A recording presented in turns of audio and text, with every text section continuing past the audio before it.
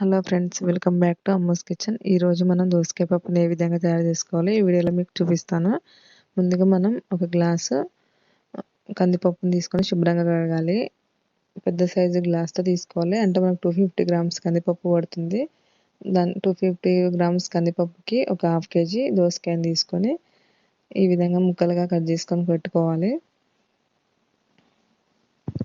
ఇప్పుడు అందులో మనం కడిగి పెట్టుకున్న కందిపప్పులో దోసకాయ ముక్కలు వేసుకోవాలి. అలాగే పచ్చిమిర్చి ముక్కలు, టమాటా ముక్కలు, ఉల్లిపాయ ముక్కలు వేసుకొని ఒక గ్లాసు వాటర్ పోసుకోవాలి. మనకి దోసకాయలో వాటర్ ఉంటుంది కాబట్టి ఎక్కువ వాటర్ వేసుకోవాల్సిన అవసరం ఉండదు. ఇప్పుడు ఒక హాఫ్ స్పూన్ పసుపు వేసుకొని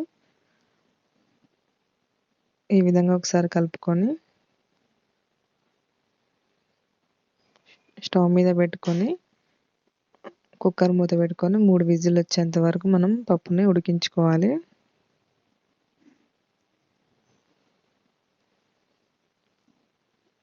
మూడు విజిల్ల తర్వాతకి మనకి పప్పు ఉడికిపోయింది.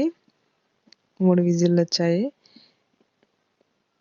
ఇప్పుడు మనం గరిటెతో మెల్లగా పప్పుని ఒకసారి కలుపుకోవాలి. మరి ఎక్కువ కలుపుకుంటే మనకి దోసకాయ ముక్కలు మెత్తగా అయిపోతాయి, గుజ్జుగా.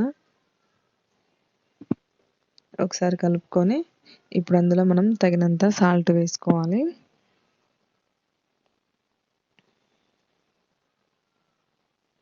అలాగే ఒక స్పూన్ కారం వేసుకోవాలి. చింతపండు గుజ్జు ఒక కప్పు వేసుకొని ఒకసారి కలుపుకోవాలి. కొంచెం వాటర్ యాడ్ చేసుకొని, మనకి పప్పు లూజ్గా కావాలంటే కొంచెం వాటర్ వేసుకోవాలి. ఇప్పుడు స్టవ్ ఆన్ చేసుకొని ఒక 5 మినిట్స్ వరకు మనం పప్పుని ఉడికించుకోవాలి. చింతపండు రసం వేసాం కాబట్టి మనం ఒక 5 మినిట్స్ వరకు ఉడికించుకోవాలి. మనకి పప్పు ఉడికిపోయింది. ఇప్పుడు స్టవ్ మీద గిన్నె పెట్టుకొని తాలింపు వేసుకుందాం. అందులో ఒక 3 స్పూన్ల ఆయిల్ వేసుకోవాలి. ఆయిల్ హీట్ ఎక్కాక ఎల్లిపాయలు నలగొట్టి వేసుకోవాలి.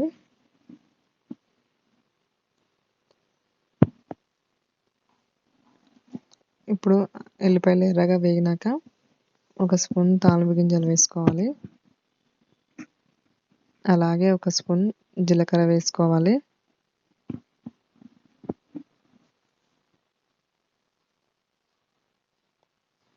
ఒక 2 ఎండుమిర్చి వేసుకోవాలి. కొంచెం కరివేపాకు వేసుకొని కలుపుకోవాలి. ఇప్పుడు మనకి తాలింపు రెడీ అయిపోయింది. ఇప్పుడు మనం ఉడికించుకున్న పప్పుని అందులో వేసుకోవాలి.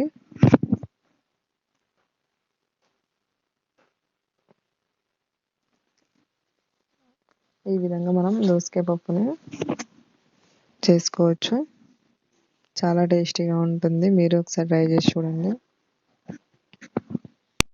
Thank you for the watching.